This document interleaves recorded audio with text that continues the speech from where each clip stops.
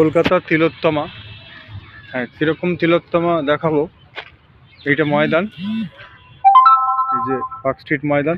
পিছনে পুলিশ টেন্টের সামনে প্রচণ্ড দূষণ দেখালাম। তারপরে এই কালীঘাট মাঠ, তারপরে এই পার্ক স্ট্রিটের দিকে যাচ্ছি। এখানে যেটা দেখাবার তিলোত্তমার যে চিহ্নটা, এখানে একটি মরা পচা কুকুর আছে এবং তার সঙ্গে বকও আছে। খুব সুন্দর দৃশ্য।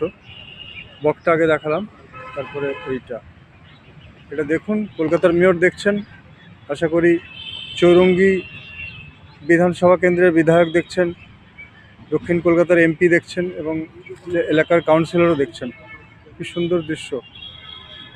আর আশেপাশে দেখুন কি অবস্থা দূষণের, দেখুন কি অবস্থা পার্ক স্ট্রিট এটা।